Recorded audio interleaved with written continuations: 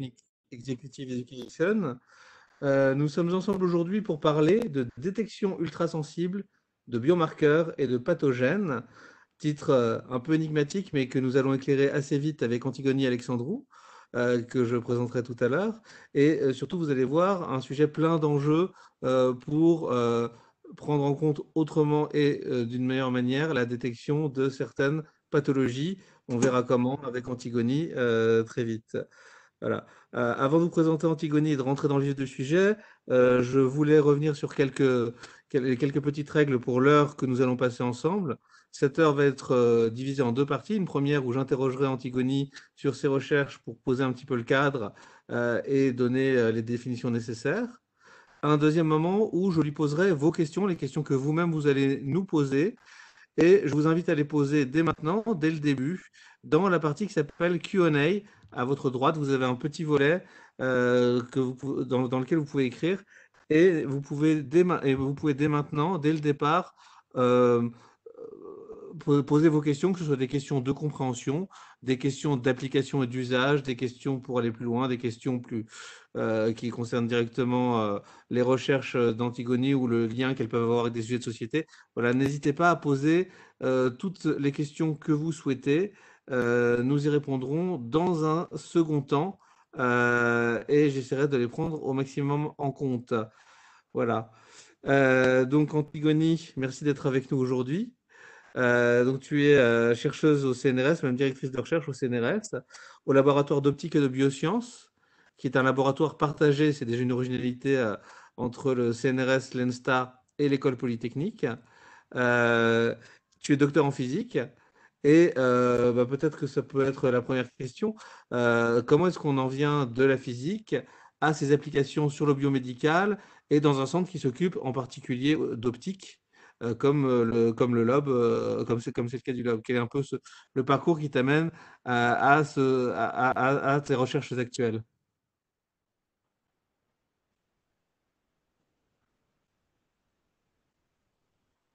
J'ai, oui, j'ai pas entendu la fin de la phrase et il y a eu un petit souci de connexion. Oui, effectivement, Je désolé, sur, euh, ça a un petit peu sauté. Je disais que oui, non, je mais te j'ai demandais de revenir. entendu. Oh, c'est Oui. bon. Et donc, merci Fabien. Merci à tous les organisateurs des Minutes d'Elix pour me donner l'occasion de vous parler de mes travaux ici.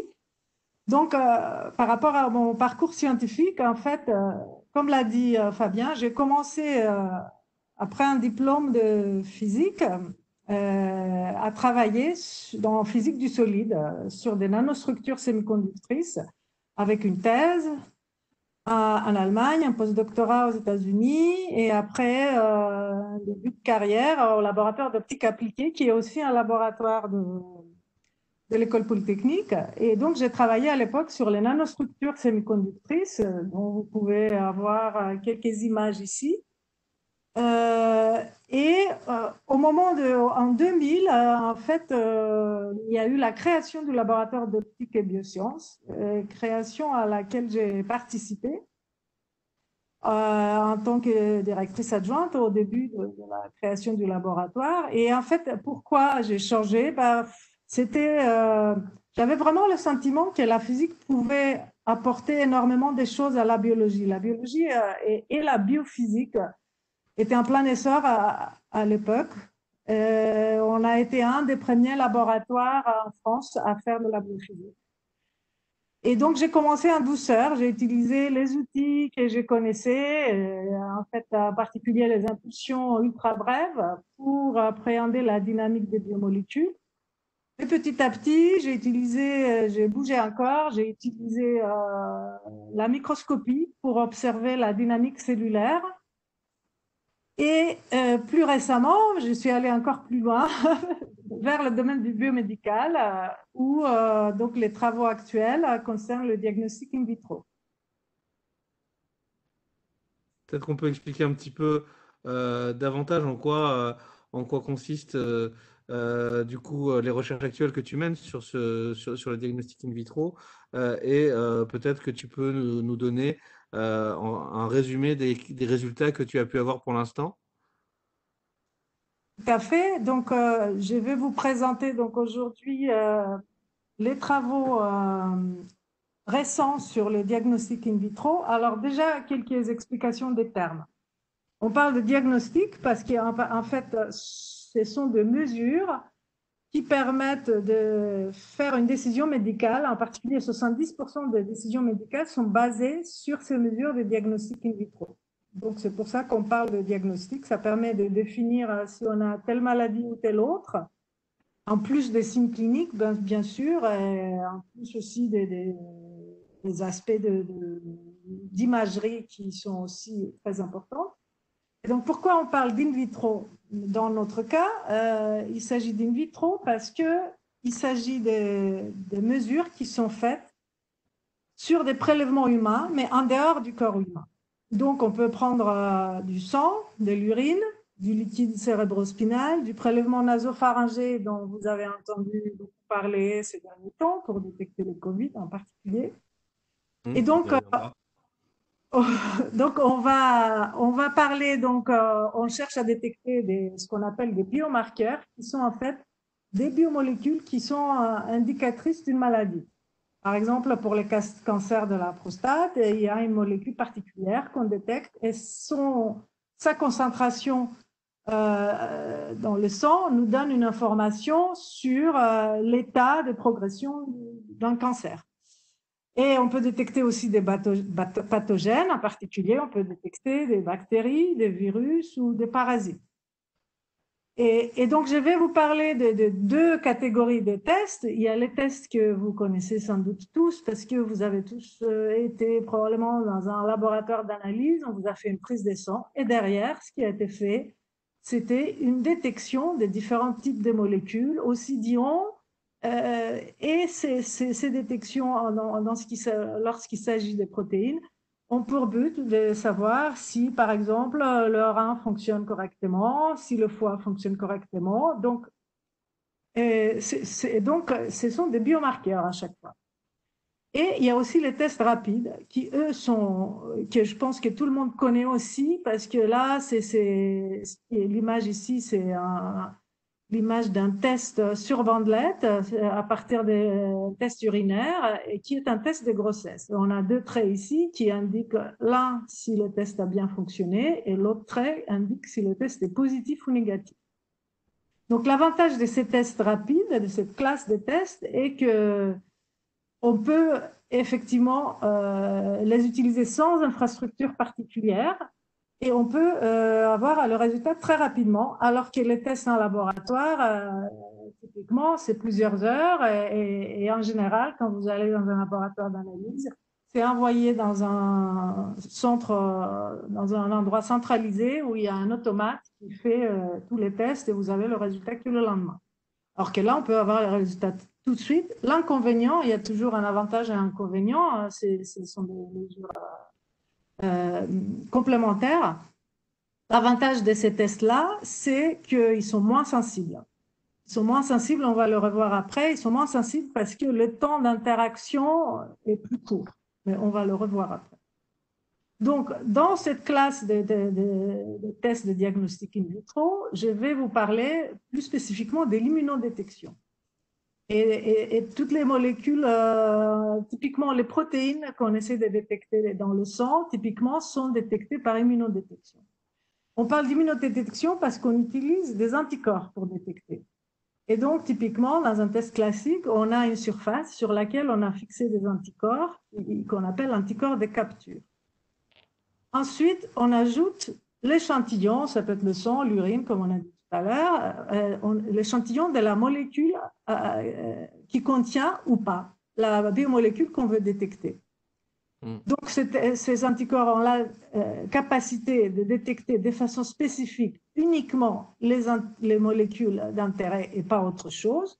Donc, après reconnaissance et rinçage pour éliminer tout ce qui n'a pas réagi, on ajoute, dans une étape suivante, on ajoute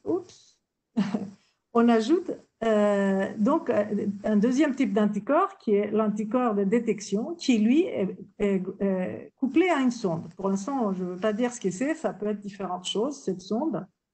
Et donc, si l'antigène, enfin, si la molécule d'intérêt a été captée, l'anticorps de détection va venir se fixer et de la même façon, comme l'anticorps de détection est couplé à la sonde, on aura accroché la sonde à la molécule à détecter. Et donc, il y a une deuxième étape de rinçage pour éliminer tout ce qui ne s'est pas fixé. Et typiquement, là, dans les tests classiques, on utilise qu'on appelle ELISA. On utilise des enzymes et ces enzymes qui servent de sondes servent à créer un signal d'absorption. Et c'est pour ça qu'en général, si on fait passer de la lumière blanche, on voit une couleur apparaître parce qu'il y a une partie du spectre blanc est absorbée. Alors, qu'est-ce qu'on apporte, nous, dans ce contexte, dans les travaux que nous avons réalisés au laboratoire, en collaboration avec le laboratoire de physique de la matière condensée, qui est aussi à l'école polytechnique, avec l'équipe de Thierry Gacouin, qui synthétise ces sondes, qui sont des nanoparticules luminescentes. Alors, il s'agit des nanoparticules qui ont une taille d'une trentaine de nanomètres, qu'on peut synthétiser et ensuite, grâce à leur taille, elles peuvent se trouver en suspension dans l'eau. Donc, on appelle ça un colloïde. Et vous voyez ici l'émission dans le rouge qui est liée aux ions europium qui sont présents à l'intérieur de ces nanoparticules. Donc, pour avoir cette émission, il faut exciter à une longueur d'onde où ces nanoparticules absorbent, en particulier dans l'UV. Et vous voyez ici le spectre d'émission qui se situe dans le rouge, autour des 620 nanomètres. Donc, l'avantage de ces nanoparticules est qu'elles sont très photostables, c'est-à-dire on peut les exciter très longtemps à assez haute intensité sans avoir de problèmes de photodégradation, qui est le cas avec d'autres types de molécules émettrices. Et donc, juste pour faire un petit rappel, qu'est-ce que c'est les ions terres rares? Les ions terres rares, en fait, c'est dans le tableau périodique des éléments chimiques. On a toute une ligne ici qui est constituée des ions lanthanides. Et avec le scandium et l'yttrium, les ions lanthanides et ces deux atomes-là constituent ce qu'on appelle les terres rares, qui sont en fait, malgré ce qu'indique leur nom, ce ne sont pas forcément si rares que ça. Donc, cette position dans le tableau périodique leur confère des propriétés optiques très intéressantes, et en particulier, ça permet d'avoir des spectres d'émission très fins, ce qui est favorable pour une détection sans beaucoup de signaux parasites. Je peux revenir là-dessus si vous voulez plus d'informations pendant les questions. N'hésitez pas à les poser dans Q&A, on en a déjà quelques-unes. Je les garde pour tout à l'heure pour l'instant, mais si vous avez des questions de compréhension en particulier, n'hésitez pas, je peux demander à Antigone de repréciser tel ou tel point si on passe trop vite dessus. Voilà. Oui, tout à fait. Et donc, après, ce domaine, en fait, est passionnant parce que c'est vraiment un domaine interdisciplinaire. Il y a de la physique, parce qu'il y a de l'optique. Il s'agit de collecter des photons autant que le plus de photons possible, optimiser la collection de photons. Il faut de la chimie, parce que ces nanoparticules, après leur synthèse, il faut les fonctionnaliser en ajoutant différentes couches, une couche de silice et une couche d'une molécule qui est un organosilane qui porte des fonctions amines. Et que grâce à ces fonctions amines, on va pouvoir coupler des biomolécules. Ici, en l'occurrence, je vais surtout parler d'anticorps. Donc, on couple les anticorps aux nanoparticules grâce à cette étape de chimie. Donc, il y a de la physique, de la chimie et de la biologie. Et c'est très enrichissant, c'est toujours nouveau. Enfin, c'est vraiment intellectuellement très satisfaisant de travailler dans un domaine interdisciplinaire comme celui-ci. Donc, une fois qu'on a... Ce qui est intéressant, c'est que comme on l'a vu avec Abdul Barakat, justement, ça permet d'avoir un œil un peu différent sur sur des phénomènes. Abdou nous expliquait comment, avec la terre artificielle, il avait une vision plutôt mécanique, physique des phénomènes, alors qu'un médecin allait avoir une autre vision et que les deux se complétaient et que ça permettait d'imaginer de nouveaux types de traitements. Peut-être on va arriver aux applications tout à l'heure, hein, de ces recherches, mais Oui. effectivement, il y a de gros avantages à ce que tu proposes par rapport à ce qui existe. Exactement. En fait, il ne s'agit pas seulement, quand on parle de biophysique, il ne s'agit pas seulement de proposer des outils de physique pour répondre à des questions biologiques d'intérêt pour la biologie ou pour le biomédical. Ça, bien sûr, c'est un aspect très important, mais c'est aussi ce regard différent. Et souvent, quand on arrive un peu ignorant dans un nouveau domaine, on peut avoir des idées que les gens du domaine n'auraient jamais parce qu'il y a un consensus que telle expérience ne marche pas et que quelqu'un qui arrive sans les idées préconçues va essayer de faire quelque chose, un peu par ignorance, et va y réussir. Parce que les consensus sont là pour, à un moment, être démontrés faux, pour montrer avec une nouvelle approche, on peut faire ce que jusque-là, on pensait qu'il n'est pas possible de faire. Donc, une fois qu'on a fonctionnalisé et couplé nos nanoparticules à des anticorps, je peux vous expliquer un peu plus en détail ce que je vous ai montré tout à l'heure. Les analyses, par exemple, sur un prélèvement de sang ou d'urine dans un laboratoire d'analyse de ville ou de l'hôpital. Donc, comment ça marche? On va avoir une surface sur laquelle sont fixés les anticorps de capture. La molécule à détecter, donc, comme tout à l'heure, va venir se fixer si elle est présente dans l'échantillon. La différence ici, c'est qu'au lieu d'utiliser une enzyme qui a plusieurs inconvénients, en dehors du fait qu'il y a photodégradation, il y a des problèmes qui font que ça ne marche pas à chaque fois. Ce sont aussi des réactifs coûteux. Et aussi, on a un bien meilleur signal parce que là, on va exciter notre sonde, qui est donc les nanoparticules contenant des ions europium en particulier. On va détecter un signal de luminescence, donc de la lumière émise. Et ça, c'est déjà plus facile à détecter que lorsqu'on essaie de détecter une absorption. Pareil, s'il y a des questions là-dessus, je peux expliquer plus. Et l'autre avantage, c'est que non seulement on détecte une émission plutôt qu'une absorption, mais en plus, on a une sonde qui émet un très grand nombre de photons, une sonde extrêmement performante et qui va nous permettre de détecter des concentrations de molécules à des concentrations plus faibles que ce qui était possible jusque-là. Et donc, je vous présente dans la diapo suivante les résultats qu'on a obtenus sur une molécule modèle, l'insuline. Ce qu'on peut faire, donc là, c'est l'appareil de lecture que nous avons, c'est un démonstrateur transportable que nous avons développé au laboratoire. Et on voit que les tests classiques de référence à base d'enzymes permettent de détecter une concentration jusqu'à 50 picogrammes par millilitre. Alors que nous, avec notre approche, avec nos sondes à base de nanoparticules luminescentes, excusez-moi, nous arrivons à détecter des concentrations jusqu'à 3 ordres de grandeur plus faibles, c'est-à-dire 50 femtogrammes par millilitre, tout en étant toujours au-dessus de la limite de détection. Pareil, ici, s'il y a des questions, je peux préciser ce que c'est la limite de détection, comment on la détermine. Que tu me disais quand on préparait le webinaire, c'était qu'effectivement, les approches traditionnelles permettent de détecter la plupart des maladies, des agents pathogènes ou de ce qu'on se souhaite détecter, mais pas tout. Et que c'était là, justement, que cette sensibilité accrue était intéressante. Voilà, la sensibilité accrue et elle peut être intéressante dans plusieurs cas de figure. Elle peut être intéressante pour pouvoir faire une détection plus précoce. Par exemple, lorsqu'un organisme commence à produire des anticorps, il faut attendre typiquement 2 semaines avant que les anticorps soient vraiment détectables. Or, avec une approche ultrasensible, on peut détecter la production des anticorps lorsque les concentrations sont encore plus faibles.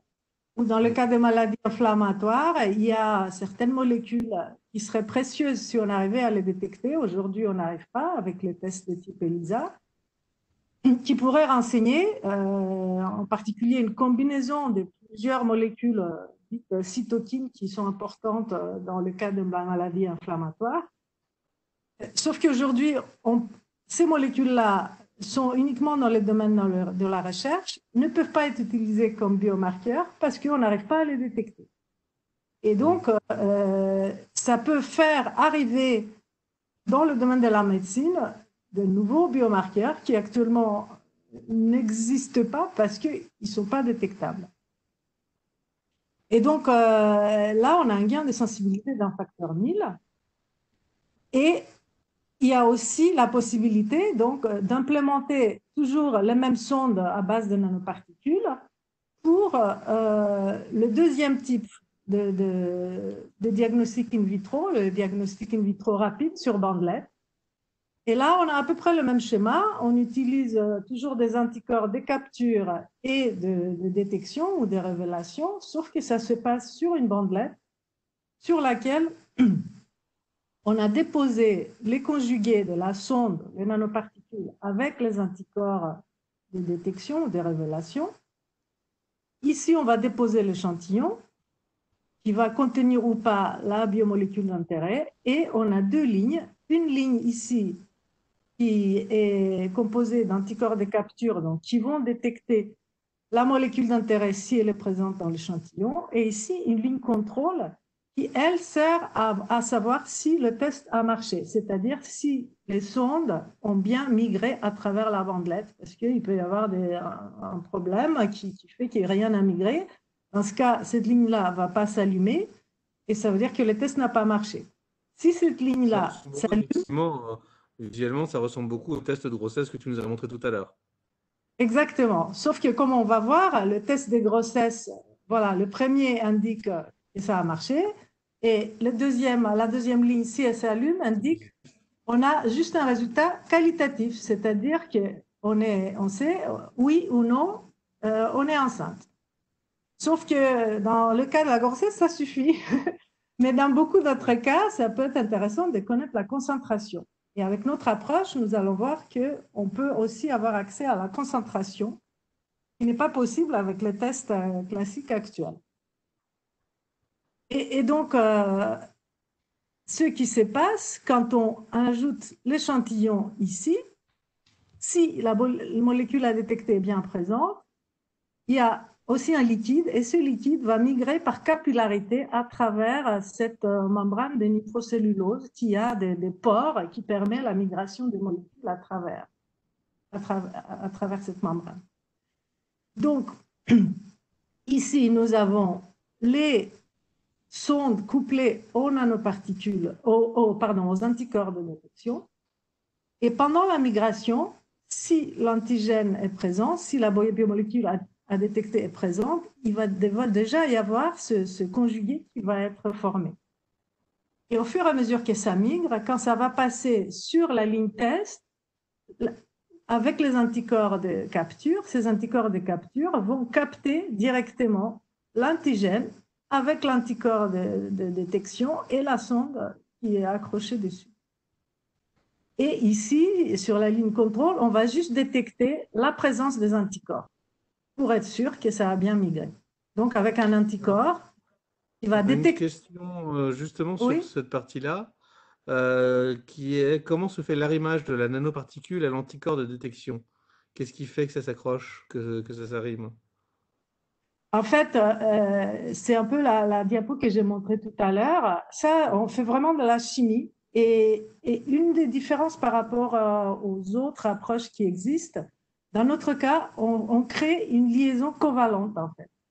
On crée une liaison covalente entre la surface fonctionnalisée de la nanoparticule et l'anticorps. Et donc, la préparation de ces conjugués-là est faite avant. Et ça fait partie, c'est notre réactif de détection. En fait.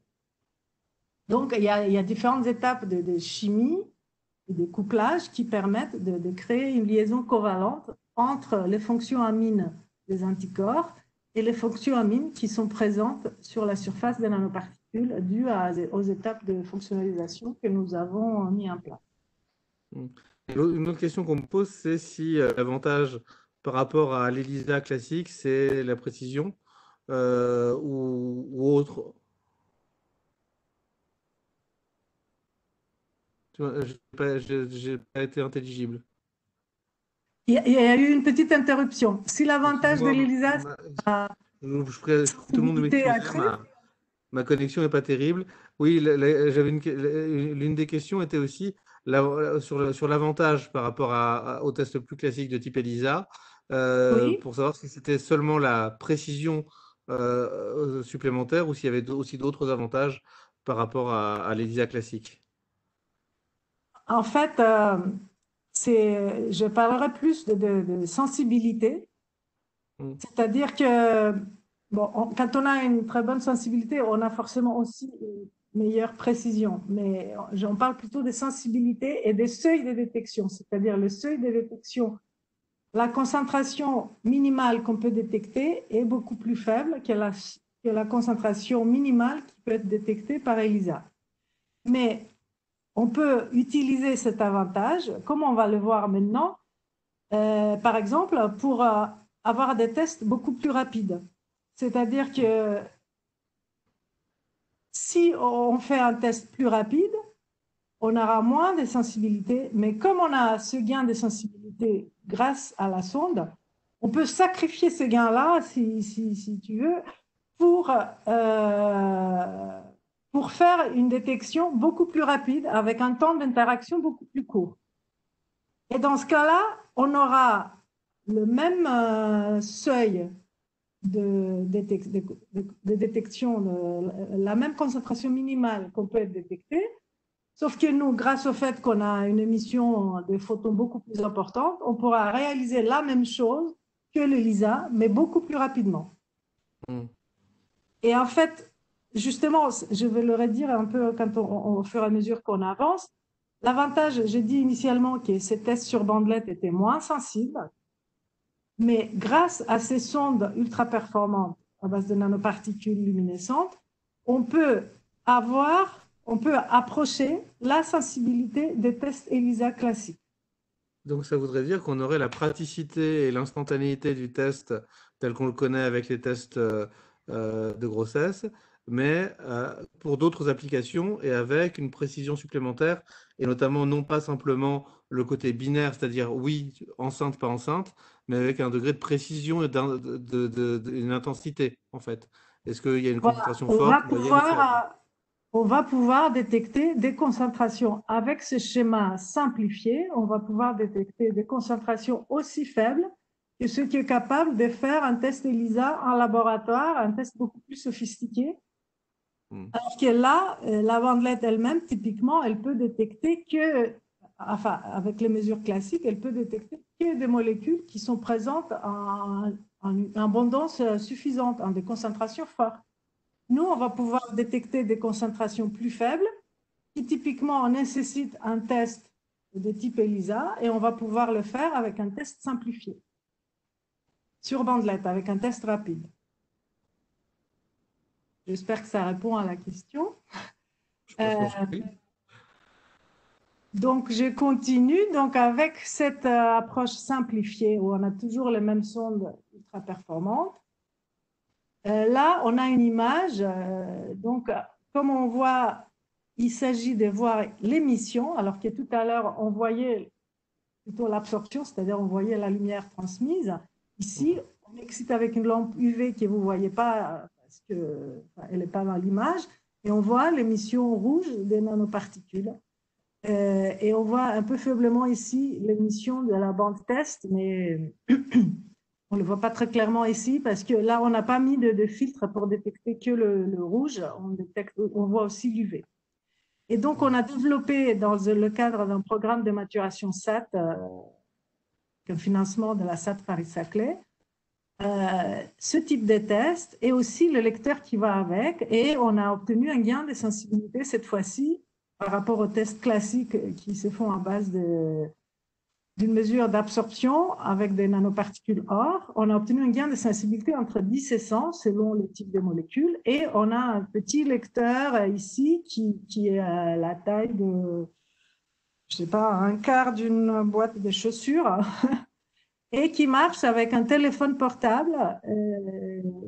On utilise la caméra du téléphone portable pour prendre une image de la bandelette que vous voyez ici et l'analyser et donner comme résultat la concentration. En fonction de l'intensité lumineuse, en fait, émise par la bandelette. Tout à fait. Et en fait, on normalise en général le signal par rapport au signal contrôle qui est en quelque sorte la référence qui permet de savoir si ça a plus ou moins bien migré, bah, ça va aussi se répercuter là-dessus. Donc, ça permet de corriger pour les variabilités de migration. Donc, on va faire une division entre le signal de la bande test sur le signal de la bande contrôle. Et donc, ces travaux-là nous ont mené à la création d'une start-up. Justement, c'est une question qui est posée. C'est où en est le projet? Est-ce qu'on est simplement sur de la recherche ou déjà de l'industrialisation? Et puis aussi, quelles sont les applications qui sont déjà en route? Et effectivement, c'est là où tu m'amènes à t'interroger sur ta position d'entrepreneuse aussi, puisque tu fais partie d'un collectif qui a entrepris travailler sur une start-up, comme d'ailleurs Abdul Barakat, à partir de son artère, de son artère artificielle. Donc, peut-être que tu peux nous raconter un peu comment tout ça s'est passé. Et on voulait poser une question, je crois, je crois que c'est maintenant qu'on voulait poser la question sur la première question à nos participants sur la détection du virus responsable du Covid, puisque on va voir que ça peut faire partie des applications. Donc, la question, c'est comment est-ce qu'aujourd'hui on peut détecter le virus responsable du Covid-19? Plus d'une réponse peut être juste, attention. Et donc, vous avez trois réponses que vous voyez s'afficher sur votre écran. A, en détectant son ARN. B, son ADN. Et C, en détectant une des protéines de sa capside. Alors, ça peut être un peu technique. Peut-être que tu peux nous expliquer déjà la différence entre ARN et ADN très brièvement. En fait, dans les cellules humaines, l'ADN est le code génétique. En fait, ensuite, l'ADN est transcrit, donc c'est le terme consacré. L'ADN dans une cellule est transcrit en ARN et cet ARN est ensuite utilisé par d'autres enzymes pour fabriquer les protéines. C'est-à-dire chaque gène dans l'ADN code pour une protéine et les protéines, en fait, sont des molécules, enfin, sont la machinerie de la cellule parce que chaque protéine a une fonction. Et donc, c'est ce processus de transcription d'ADN en ARN et ensuite traduction de l'ARN en protéines qui permet de créer tous les outils, toutes les protéines, les enzymes qui sont aussi des protéines, toutes les biomolécules dont la cellule a besoin pour fonctionner. Alors, je vois que Arnaud a déjà arrêté le sondage. On devait avoir un nombre suffisant de participants. Du coup, on va peut-être pouvoir envoyer les résultats et voir si nos participants ont raison ou se trompent. Alors, oula, La la question question est un était peu trop technique, difficile. effectivement. Donc, 14% disent détectant son ARN, 0% sur l'ADN, ce qui est plutôt la bonne réponse. Effectivement, il n'y a pas, il y a pas, il y a pas, il y a pas d'ADN dans le Covid. C'est ce que tu me disais tout à l'heure. Ou Ouais, en détectant une protéine de sa capsule, 14% aussi. Voilà, et effectivement, n'ont pas répondu. Alors, je ne sais pas si c'est parce qu'on a été trop vite ou parce que si la question est trop technique, peut-être qu'on était un peu trop vite. La prochaine fois aussi, n'oubliez pas d'appuyer sur le bouton Submit, j'ai oublié de le dire, sans lequel votre réponse ne sera pas prise en compte. Donc, voilà. Peut-être que tu peux revenir un peu sur les différentes réponses proposées. voilà. Donc, en fait, donc, les humains ont de l'ADN qui est transformé, enfin, transcrit en ARN qui est ensuite traduit en protéines. Et les virus, eux, ils peuvent être des virus à ADN ou des virus à ARN. Et le coronavirus qui nous embête en ce moment, c'est un virus à ARN. C'est pour ça qu'on peut détecter son ARN, son ADN, bah, et en fait la subtilité, je vais revenir un peu par la suite sur la subtilité. Oui, parce Euh, que effectivement, toi, t'es plutôt sur la... toi, tu t'occupes plutôt de la réponse C. En fait, on ambitionne aussi de faire la réponse A, mais, D'accord. mais ça, c'est un peu plus perspective, plus perspective en ce moment. D'accord. Donc, Donc, on va peut-être, je on va vais peut-être... peut-être Je vais peut-être expliquer, donc montrer les deux diapos qui expliquent comment on détecte le Tout à fait. coronavirus. Et ensuite, je vais dire quelques mots sur la startup, la question que tu as posée, Fabien. Voilà, tout à fait. Donc, voilà une image d'artiste du virus, mais créée à partir des données scientifiques.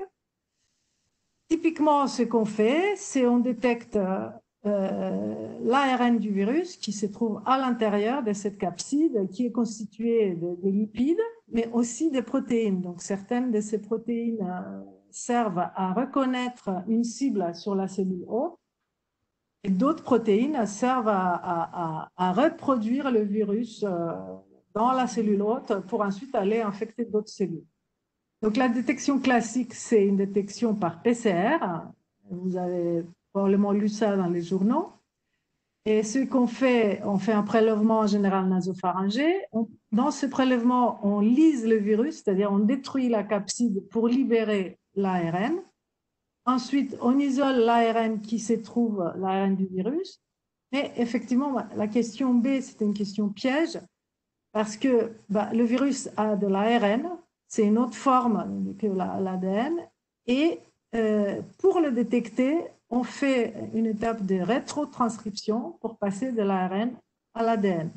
Et ce qu'on détecte in fine, c'est l'ADN après une étape d'amplification, et c'est ça le PCR, c'est Polymerase Chain Reaction, et la polymérase est une enzyme qui permet d'amplifier l'ADN de sorte à obtenir une concentration suffisamment grande pour pouvoir la visualiser avec des marqueurs organiques.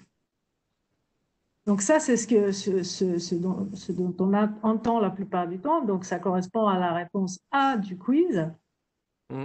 Mais on peut aussi détecter les protéines à la surface. Et donc, dans ces cas-là, comme il s'agit de protéines, on peut utiliser l'immunodétection dont on a parlé tout à l'heure. Et donc, qu'est-ce qu'on va faire? On va prélever l'échantillon, on va analyser le virus et on va avoir ici des anticorps de capture qui sont spécifiques, qui sont capables de reconnaître et de capter des protéines, par exemple la protéine S ou la protéine M sur la surface du virus. C'est peut-être Et le moment donc, de poser la deuxième question, du coup. en fait, oui, je termine là-dessus. Oui, je t'en prie. Et peut-être qu'on parle, oui, on parle de la startup à la fin, du coup. Oui, Ça? on, D'accord. on va changer un peu l'ordre Et prévu. donc là, en fait, voilà, ça c'est la réponse C. On peut aussi détecter une protéine de sa capside, toujours avec les mêmes sondes, ou avec n'importe quelle autre sonde. Et donc, c'est moins connu, mais il y a déjà des tests commerciaux qui existent et qui ont été validés. L'avantage, c'est que toujours avec nos sondes, on espère pouvoir atteindre des sensibilités plus importantes et donc ne pas avoir des faux négatifs, c'est-à-dire des cas où on ne détecte pas parce qu'il n'y a pas un nombre de virus suffisant. Dans ce cas, on ne détecte pas. Donc là, c'est un cas typiquement où la sensibilité peut avoir un grand intérêt parce que même si les concentrations sont très faibles, grâce à notre sensibilité accrue, on va pouvoir détecter même lorsqu'il y a peu de virus et peu de protéines à détecter. Donc oui, on peut du coup poser les deux autres questions qui sont sur les tests sérologiques. Ah, et effectivement, la question, c'est qu'est-ce qu'on cherche quand on cherche le Covid, finalement, dans le test sérologique? On va peut-être pouvoir lancer le sondage. Voilà. Qu'est-ce qu'on détecte lors des tests sérologiques? Est-ce que c'est l'ADN du virus? Réponse A. L'ARN. On a dit suffisamment de choses pour vous donner des indications. Les anticorps que le corps humain produit en réaction au virus dans le sang. Ou D. Les anticorps que le corps humain produit en réaction au virus dans un prélèvement nasopharyngé. Peut-être que je peux. Peut-être qu'on peut. Oui, alors, rappeler d'abord qu'il faut appuyer vraiment sur le bouton Submit pour que vos réponses soient prises en compte. Et puis n'hésitez pas à vous lancer. De toute façon, vous savez bien que dans nos quiz, il y a souvent beaucoup de bonnes réponses ou aucune bonne réponse. Voilà, c'est plutôt un prétexte pour permettre l'expression.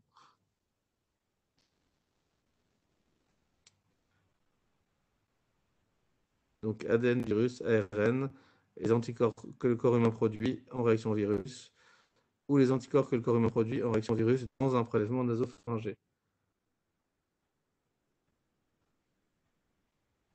Pour revenir rapidement sur la différence entre le CLD et l'agonie.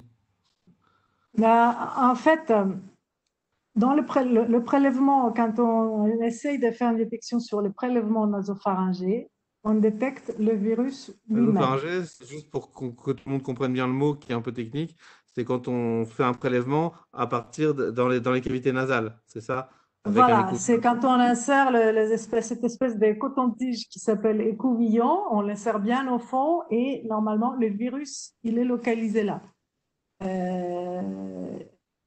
Et donc ça, c'est a priori quand on cherche à détecter le virus lui-même.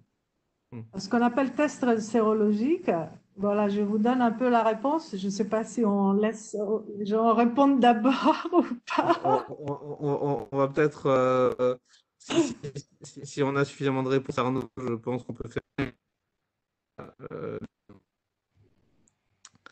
Ah bah c'est bien, là c'est là, on a des résultats sans appel. Effectivement, je crois que c'est la bonne réponse. voilà. Parce que 55%, qu'est-ce qui se passe? réponse C. Quand on parle des tests sérologiques, ça vient du nom sérum. Enfin, c'est lié au sang. Le sérum du sang, c'est le sang sans les globules rouges, sans les globules blancs, où il y a juste le liquide avec des protéines circulantes, mais sans les cellules du sang. Et donc, dans le sang, quand notre organisme rencontre un pathogène, une bactérie ou un virus, comme ici, il va produire des anticorps. Et donc, il va y avoir des anticorps circulants dans le sang. Et quand il y a des anticorps circulants dans le sang, ça montre, ça il faut attendre typiquement, comme je disais tout à l'heure, 2 semaines après le contact avec le pathogène pour que, l'organisme ait eu le temps de produire des anticorps. Donc, si on voit la présence de... Et donc, là, on a des anticorps circulants dans le sang. Et ça veut dire, ça a une indication que l'organisme sur lequel on a fait le prélèvement de sang a été en contact avec le virus en question et a eu le temps de produire des anticorps.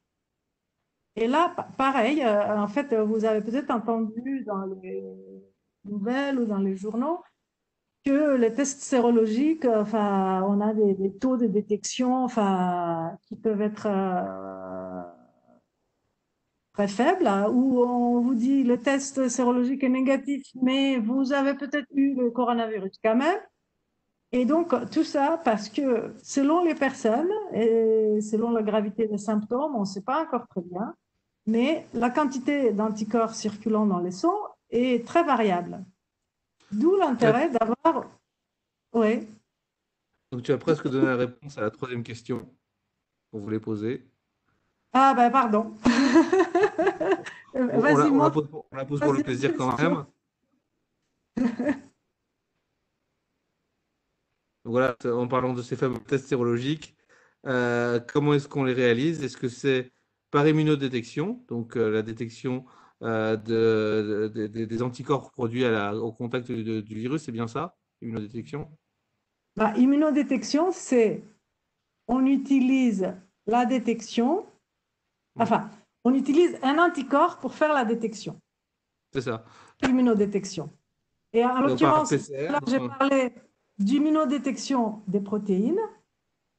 Mm. Si on parle d'un test sérologique, on veut détecter des anticorps, on a dit. Et donc, la question c'est, est-ce qu'on détecte les anticorps par d'autres anticorps? C'est Donc, ça. et La donc les réponse deux autres A, c'est elles sortent en l'immunodétection. PCR. Comment? Oui. Et donc, la PCR, Donc, réponse par PCR et par RT-PCR. alors RT-PCR, peut-être. RT-PCR, il faut que je vous explique un peu, parce que ça Oui. aussi, on le voit un peu dans les journaux, mais si on n'est pas spécialiste, on n'a pas forcément compris la différence. La RT-PCR, ça s'appelle Real-Time PCR, et en général, c'est de la QRT-PCR, c'est-à-dire Real-Time PCR quantitative. Et l'avantage, c'est qu'on a un marquage fluorescent qui permet de suivre le nombre de cycles d'amplification en fonction du temps. Et c'est quantitatif parce qu'on peut aussi avoir une information sur le nombre d'ADN qu'on a obtenu après un nombre donné de cycles d'amplification. Alors que la PCR, c'est la PCR standard sans sophistication du type quantitative ou avec un marquage qui permet de voir où on en est après chaque cycle d'amplification. Donc en général, pour la détection du virus lui-même, de l'ADN, de l'ARN du virus, on utilise la RT-PCR pour être plus précis. D'accord. Et donc là, Arnaud va nous envoyer les résultats. On a mis ça au sondage. Dès qu'il les a. Mais je pense qu'on va avoir de bonnes réponses dans l'ensemble. Voilà, 38% sur la réponse A, donc qui est effectivement la bonne réponse. Voilà, donc là, c'est un peu conceptuellement un peu difficile parce qu'on utilise des anticorps pour détecter d'autres anticorps. Alors justement, c'est une des questions qui m'est posée, c'est pourquoi est-ce qu'on a besoin d'anticorps en plus des anticorps et pourquoi est-ce qu'on ne va pas simplement regarder les anticorps qui sont suscités par le virus? Mais en fait, pour détecter les anticorps qui sont suscités par le virus, il faut une façon de les reconnaître. Et en fait, il faut les reconnaître. On veut en fait détecter s'il y a des anticorps, mais pas n'importe quels anticorps, parce qu'il y a une très grande variété d'anticorps circulant dans notre sang, qui sont spécifiques à tout un tas de pathogènes et de bactéries et de molécules inconnues par le corps humain différentes.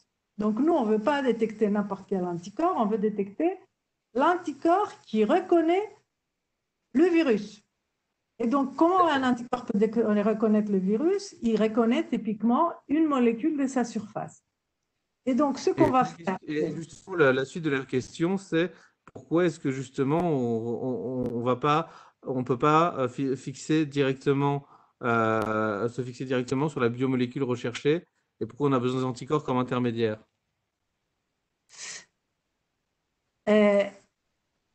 En fait, tu peux répéter la question? Alors, je vais te lire la question. Dans le procédé, pourquoi a-t-on besoin des anticorps de capture? Les anticorps de révélation ne peuvent-ils pas se fixer sur la biomolécule recherchée directement? Ah, oui, mais oui, c'est possible. Mais le problème, c'est que on veut pouvoir rincer. C'est-à-dire que si on regarde ce cas-là, on met l'échantillon. L'échantillon va se fixer. S'il y a la molécule recherchée dans l'échantillon, il va se fixer et il va être capté. On rince pour enlever tout ce qui ne nous intéresse pas. Et donc après, on vient détecter avec l'anticorps de détection. Et sinon, cette étape, donc en général, il y a toujours dans l'immunodétection, il y a toujours un couple d'anticorps, un couple de capture, un couple de détection, de sorte à pouvoir rincer finalement, de sorte à pouvoir rincer et enlever toutes les molécules qui ne nous intéressent pas. D'accord. Donc, je réfléchisse un peu plus s'il y a moyen de faire avec un seul anticorps, mais enfin, le premier anticorps, a pour rôle de retenir la molécule d'intérêt de sorte à ce qu'on puisse rincer et enlever tout le reste. Et après, le deuxième anticorps, lui, il a la sonde qui permet de venir détecter. Mais oui, Et parce que donc, si, bon. et, et donc pour passer, donc pour expliquer, là c'est un peu plus compliqué parce que là on veut détecter, comme je disais, quand on fait un test sérologique, on veut détecter la présence des anticorps, mais pas n'importe quel anticorps, ceux qui reconnaissent les protéines du virus. Donc on met les protéines de la surface du virus sur la surface, on met le prélèvement sanguin ici, après avoir enlevé les cellules globules rouges, globules blancs, etc. Et donc, s'il y a des anticorps spécifiques au coronavirus, ils vont se fixer sur ces molécules du virus. On rince, on garde que ce qui s'est fixé, et après on vient avec les anticorps de détection. Et là, ces anticorps de détection, ils n'ont pas besoin d'être très particuliers, il suffit qu'ils détectent la partie en général qui est fixe, qui est la même chose pour tous les anticorps des humains. Ça va être différent pour les anticorps des souris ou pour des anticorps de chèvres, mais là, cet anticorps de détection va détecter la présence de cet anticorps-là spécifique de la molécule de surface du coronavirus SARS-CoV-2. Et donc, c'est Alors, un peu il plus... nous reste il nous reste pas beaucoup de temps. Je m'en voudrais de ne pas revenir sur le côté plus entrepreneurial et où on en est de cette startup. Et puis, quel rôle toi tu prends dans cette startup? Est-ce que c'est un rôle purement de recherche ou est-ce que tu as aussi ton mot à dire dans la gestion, le management, les levées de fonds, etc. Voilà, si tu peux nous raconter un petit peu où ça en est, tout ça. Donc, dans cette startup qui s'appelle Lumedix. En fait, la startup a été créée en 2018 Donc, récent. et c'est vrai que enfin, mon rôle est principalement scientifique et technique, mais bon, je suis une personnalité très curieuse, donc ça m'intéresse tous les autres aspects, j'apprends. Il y a quelque chose qui m'a beaucoup frappé, qui est différent entre un domaine, un travail de recherche et un travail qui doit mener à un produit. C'est c'est un peu contre-intuitif, hein, mais il faut, je dirais, une rigueur beaucoup plus importante pour arriver à faire un produit que pour la recherche. Parce que pour la recherche, bah, on fait la manip 2 fois, une fois ça marche, on refait, ça marche. La troisième fois, ça marche pas, on ne sait pas pourquoi, on change quelque chose, ça remarche de nouveau, ben c'est bien, on publie. Alors que le produit, comme le dit notre collègue cofondateur Thibaut Mercier, qui lui, il avait une expérience de business et de start-up avant de nous rejoindre, eh bien, pour faire un produit, il faut que ça marche Oh. 999 fois sur 1000, voire à 99 999 sur 100 000. Et donc, il y a une rigueur et une reproductibilité qui est beaucoup plus difficile à atteindre, qui est nécessaire pour la start-up que pour un projet de recherche. Après, je trouve que bah, les chercheurs sont entraînés à résoudre des problèmes. Donc, quand il y a un problème de reproductibilité, ils sont aussi outillés pour trouver à quoi est dû ce problème de la productibilité.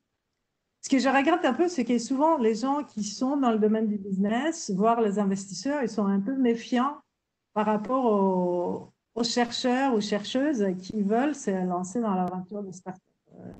Il y a un peu de méfiance qu'en gros, bah oui, oui, toi, tu sais faire un truc qui va marcher une fois, mais ça va jamais faire un produit ou que tu vas jamais avoir l'intérêt suffisant pour trouver.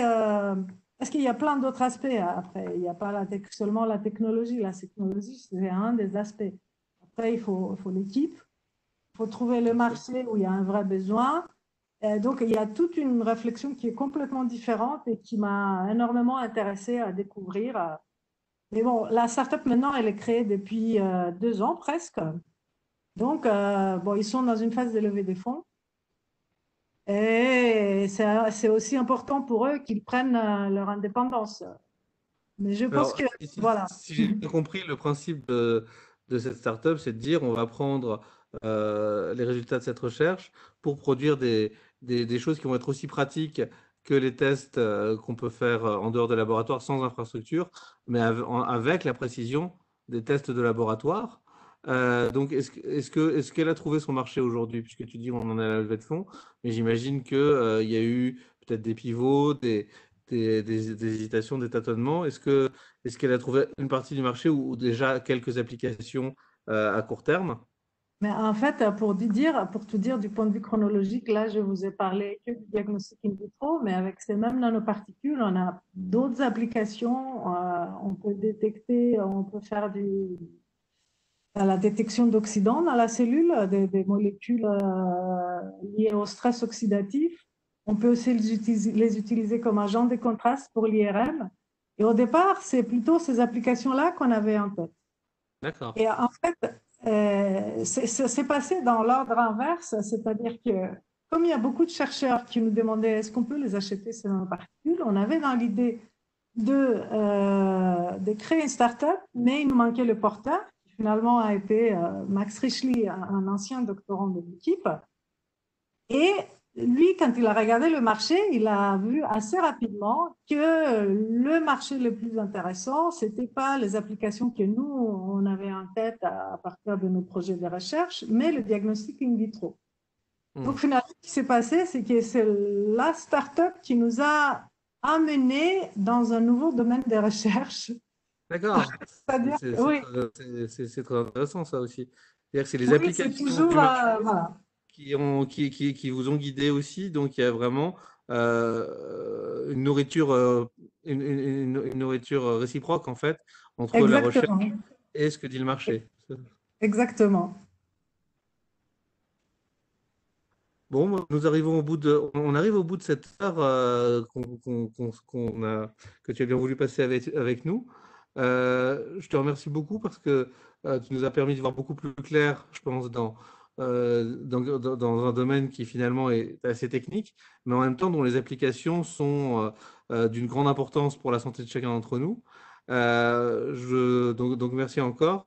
Je remercie tous ceux aussi qui nous ont permis de monter cette émission. Notamment Arnaud qui manipule les sondages et qui fait que tout se passe bien la technique, Marie Bresson qui m'aide dans la programmation, et puis toute l'équipe de communication de l'Exed qui relaye, qui relaye les nouvelles sur les réseaux. Je vous donne rendez-vous pour une nouvelle minute de l'X, une dernière minute de l'X avant la pause estivale dans les prochains jours. Et puis, je remercie encore Antigone et je remercie aussi tous ceux qui nous ont fait l'amitié de se connecter pour nous écouter aujourd'hui. À très bientôt. Au revoir. Merci.